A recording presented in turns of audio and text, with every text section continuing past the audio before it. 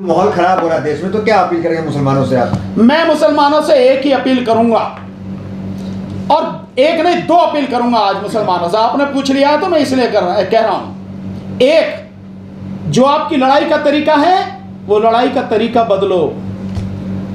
जहां लड़ना चाहिए वहां लड़ो, जहां सड़क पे उतरना चाहिए वहां सड़क पे उतरो। ऐसे ही नहीं, आपको लड़ना है ईवीएम के खिलाफ। इतने दिन से हम ईवीएम की लड़ाई लड़ रहे हैं, बताओ तुम में से कौन सा उतरा साथ में हमारे? आपको समझ में नहीं आता। ईवीएम अगर नहीं हटेगी तो आप बीजेपी को नहीं हटा सकेंगे। और आज तो आप जिस तरह से ये सारी चीजें चल रही हैं, आने वाले समय में इसकी स्पीड बहुत बढ़ेगी। आज तो फिर भी अदालतें हैं, जिस दिन राजतंत्र स्थापित कर देगी भाजपा 2024 के बाद, उस दिन तो अदालतें भी खत्म हो जाएंगी। फिर किससे सिर मारोगे? फिर किस तरह का नंगा नाच होगा उसका अंदाजा भी नहीं है। इसलिए सारी लड़ाई इस बात में होनी चाहिए कि बीजेपी को हटाया जाए, सत्ता से हटाया जाए। और वो तभी हटा सकते हो जब ईवीएम को हटाओगे।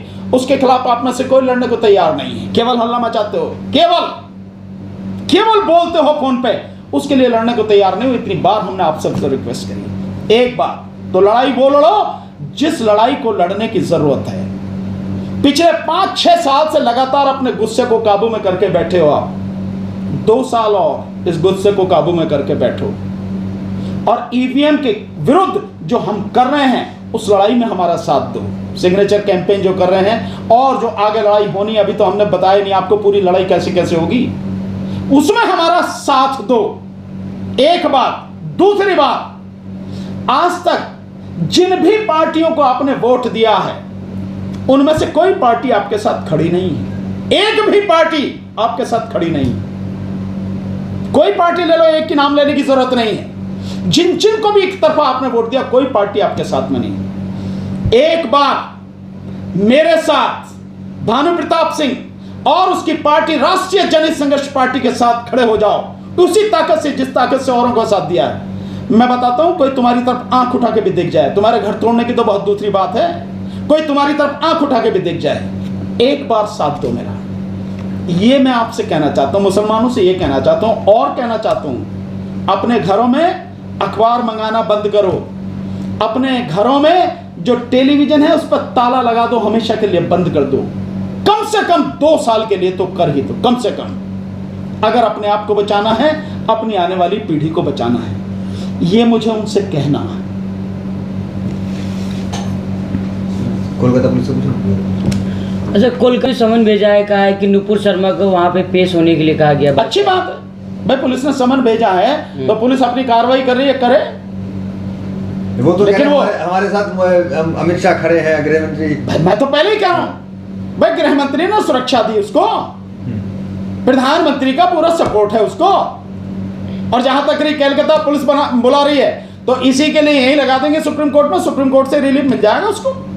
नहीं जाए कलकत्ता पुलिस के पास में, कर लो क्या करेंगे। कानूनी प्रक्रिया बस उन्हीं के पास है कि और लोग भी से कानून प्रक्रिया कर? कानून की प्रक्रिया की किसकी बात कर रहे हो? जब मैं आपको बता रहा हूं कि सुप्रीम कोर्ट के जजेस 2400 घंटे जज हैं, हाई कोर्ट के जजेस 2400 घंटे जज हैं, सुमोटो एक्शन लेने की पावर है उनको।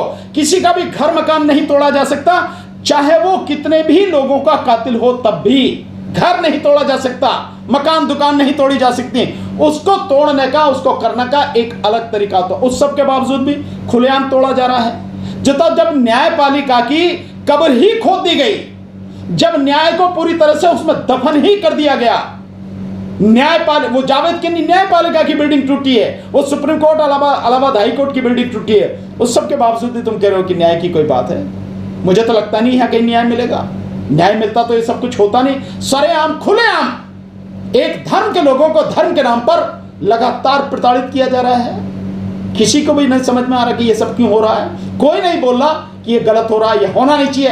रोकने की पावर है उनको, एक झटके में रोक सकते हैं। हिम्मत ही नहीं है कि प्रशासन जरा सा भी हिल जाए। पिक्चर देखी आपने, एक पिक्चर देखी आपने, आरक्षण जी, आरक्षण पिक्चर में जो उसके तबेला को तोड़ने जाते हैं, आखिर में ध्यान है आपको? जो अमिताभ बच्चन जिस गरीब के बच्चों को पढ़ाते हैं, तो एक व्यक्ति ने अपना जो पूरा तबेला दे दिया था, वहां पे स्कूल चलता था, कोचिंग चलता था, ट्यूशन पढ़ाते थे वो। जब उससे तोड़ने के लिए आए तो हेमा मालिनी जी उसमें उस जो कॉलेज की मालकिन बनी है, उनको जब बुलाया गया, उन्होंने फोन करके एक फोन चीफ मिनिस्टर को किया था कि भाई ये क्या हो रहा है ये सब, तो कि मुझे पता नहीं थी, अभी बोलता हूं। उसने 1 मिनट नहीं लगी वहीं, तुरंत रुक गया वो। ये सब हकीकत में हो सकता है। अगर कोई भी सुप्रीम कोर्ट के जज, कोई भी हाई कोर्ट के जज सिर्फ एक बार सिर्फ इतना सब पूछते उसको, चीफ सेक्रेटरी को या प्रिंसिपल सेक्रेटरी को या डीजीपी को, क्या हो रहा है भाई, किस कानून के तहत हो रही है, सिर्फ इतना सा पूछना था, वहीं रुक जाना था। किसी ने पूछा नहीं? पूछा। अंजाम आपके सामने। ठीक, धन्यवाद।